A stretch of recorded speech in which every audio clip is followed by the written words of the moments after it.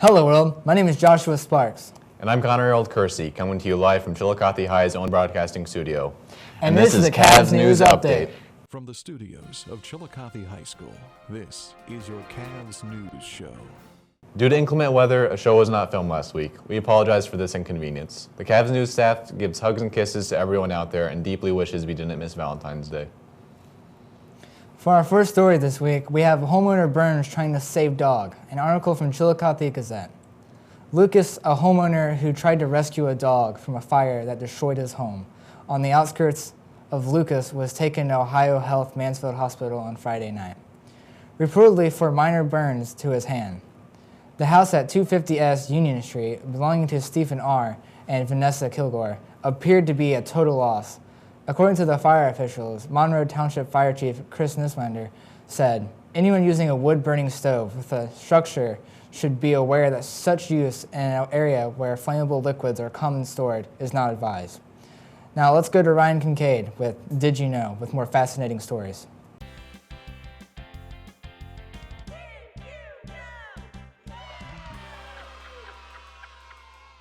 What's going on, lads? Welcome back to Did You Know? I'm Ryan Kincaid, and I'm here to bring you some of the most popular urban myths and legends. Now, let's dive into the deep end and hope the Loch Ness Monster doesn't find you and eat you as a snack. But first, let's talk about the Bermuda Triangle. The Bermuda Triangle is an imaginary triangle in the Atlantic. This triangle connects Bermuda, Florida, and Puerto Rico. This area is infamous for boats and planes that mysteriously disappear in its boundaries. What's creepy about these disappearances is that most of them happen in clear weather and distress signals are never sent out. Now, the area has decreased in the amount of disappearances, but theories still exist about why the Bermuda Triangle is a wasteland of disappearing planes. Now, let's stay in the water as we talk about the Loch Ness Monster. The Loch Ness Monster is a mythical creature that roams in the Scottish lake known as Loch Ness. It was discovered in 1933 along with other lake monsters. Its description varies among different sources, but most scientists agree that the Loch Ness, also known as Nessie, is merely a misidentification of other common marine life. Let's get back onto dry land now and discuss the one, the only, Bigfoot. Bigfoot is a mythical ape-like being who roams the forest in the Pacific Northwest. Bigfoot is generally described as a hairy, bipedal being, similar to humans. Most sightings are discounted as false, normally being black bears on their hind legs or actual gorillas in other parts of the world. Scientists generally agree that Bigfoot is a stuff of myth and legend, but there exists a huge following of people dedicated to finding Bigfoot, and there's even a large reward for finding him. Speaking of Bigfoot, there he is in the window. I'm gonna get out of here before I get eaten alive, but I will be back next week to talk about some of the weird and unusual state laws that exist in our country that you may not even know you're breaking. Anyways, let's send it back to Josh and Connor. Thank you, Ryan. In other news, almost 400 deaths have occurred crossing into Europe this year, according to the International Organization for Migration. Almost all of those deaths are from people traveling to Greece while on their way to Northern Europe. Recent fighting in Syria due to their ongoing civil war, which started in 2011, led to a recent surge of Syrians fleeing to the Turkish border. At least 24 of those 400 deaths are suspected to be from this. My hopes and prayers go out to those living in the hostile Syrian and European border environments. For our next story, we have a high-speed chase through Ross County with 3 children in the back seat.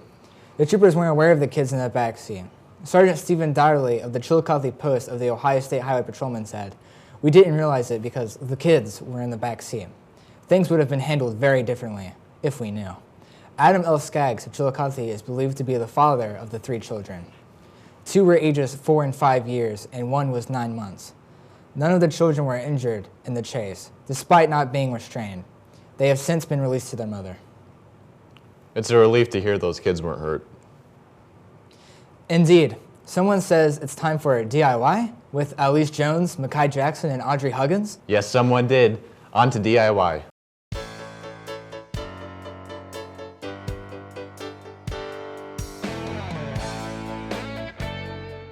Hello, I'm Audrey Huggins. And I'm Elise Jones. And I'm Mekhi Jackson. This week we are making a Valentine's Day flower and a tissue paper heart.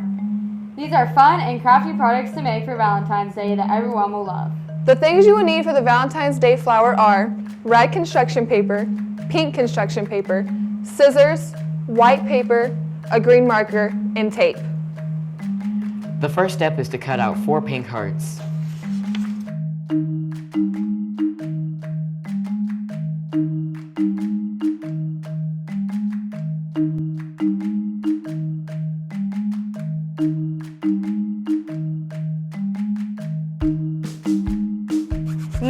get red paper and get one of the pink hearts that you previously cut out. Trace the pink hearts onto the red paper. Then cut out your new red heart. Fold the heart in half and trim the heart approximately 1/8 of an inch smaller than the pink heart, keeping the same shape. Do this 4 times.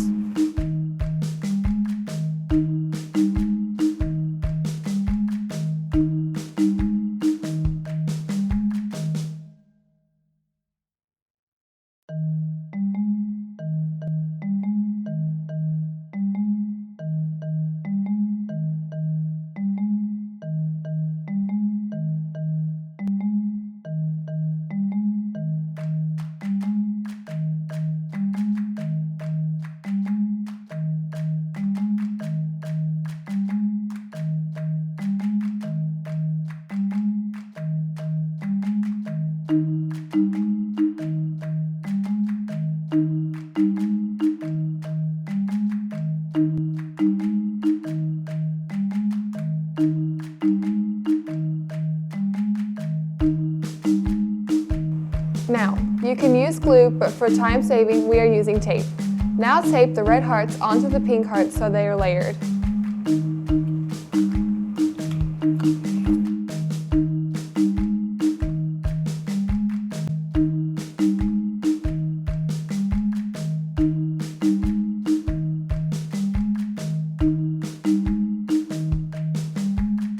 Next, tape the hearts together. When doing this, you tape the back of one half of a heart to the front of another heart.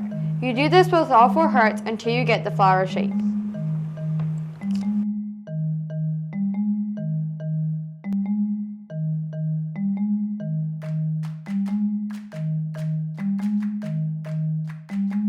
Now it is time to make the stem.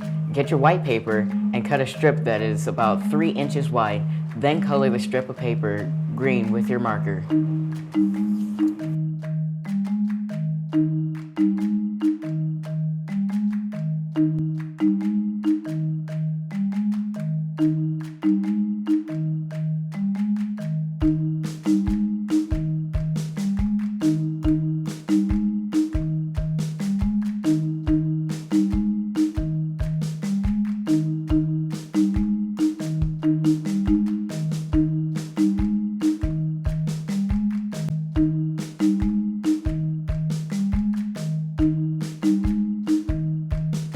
Now cut the stem at the top to make a slit. Then tape the stem onto the flower. You can cut the stem to the length desired.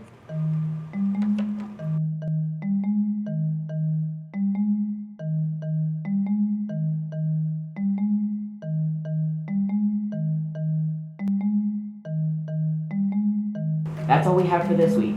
We hope you enjoyed making this project. I'm Makai Jackson. And I'm Audrey Huggins. And I'm Elise Jones. Now back to Josh and Connor in the studio. Thanks, guys. During the 3rd of this month, a clerk from the store HD Mart on Western Avenue here in good old Chillicothe prevented a robbery by chasing out the robber with a machete. Shannon Hopkins saw a male wearing a gray hockey mask when she returned to the counter. He pulled out a pocket knife, demanding money. Instead of opening the cash register and giving in to his demands, Shannon Hopkins pulled out a mace can and her machete, reportedly telling the robber, "This ain't happening." The suspect then immediately ran out of the store empty-handed.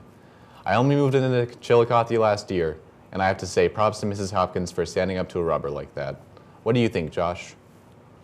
I think she's crazy and brave. I agree. Hey yo, it's Pop Fusion time. Hey guys, it's Jason, and I'm back to bring you another amazing Pop Fusion. Now I don't really like football, but one thing I heard that is almost everyone is talking about is the Super Bowl commercials.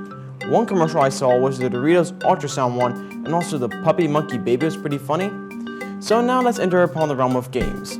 Our games this week are Assassin's Creed Identity and Uncharted 4, A Thief's End. So Assassin's Creed Identity will be different from the rest and will be playable on your iOS device other than a console. The release date is set for February 25th, and they are working on an Android version now. This game will allow a player to customize our assassin for one of the 4 classes: the Berserker, the Thief, the Shadowblade, and the Trickster. The time is set in the Assassin's Creed 2 era, and you'll be playing in Rome. Our next game is Uncharted 4, A Thief's End.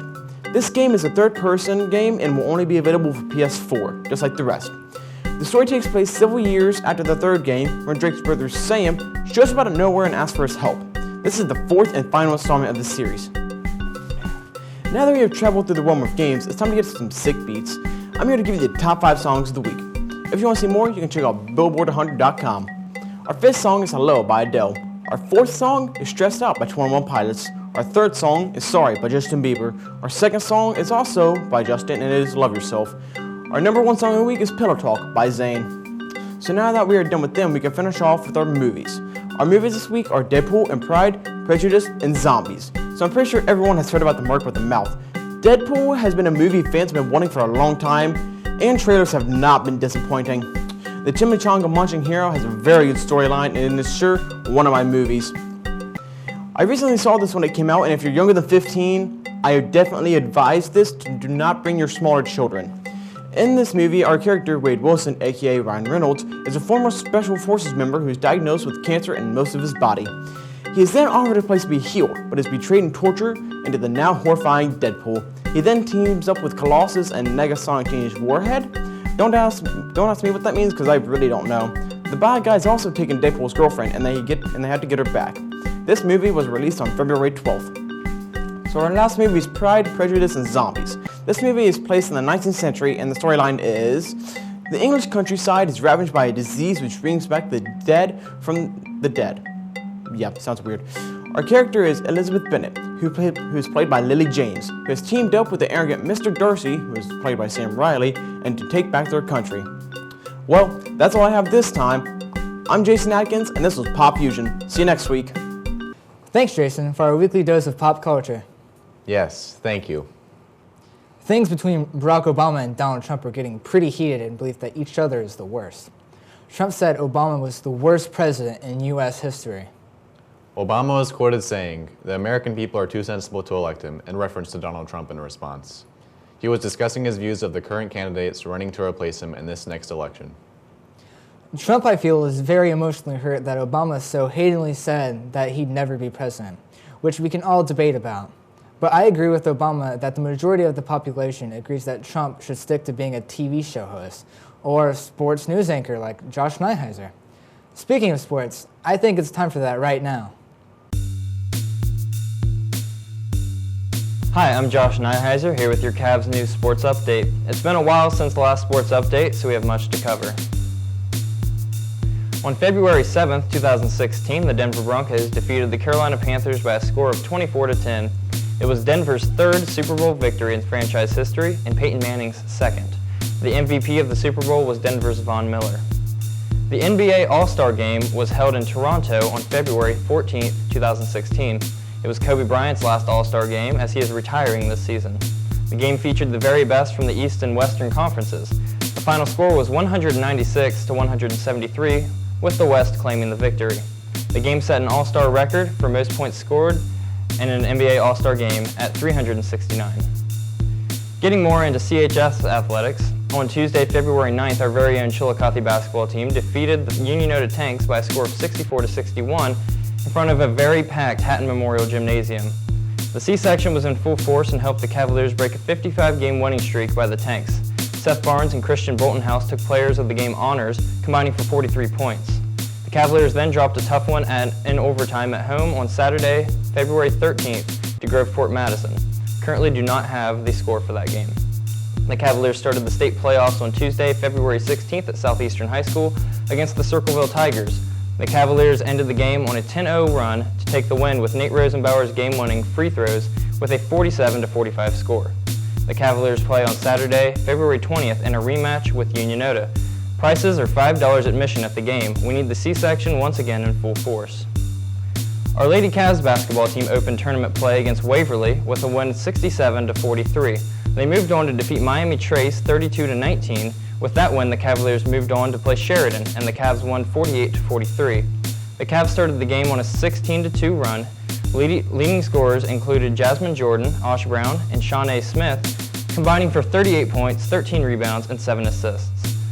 The Lady Cavs will next play on February 24th at 7 p.m. at Southeastern High School against either Warren or Circleville.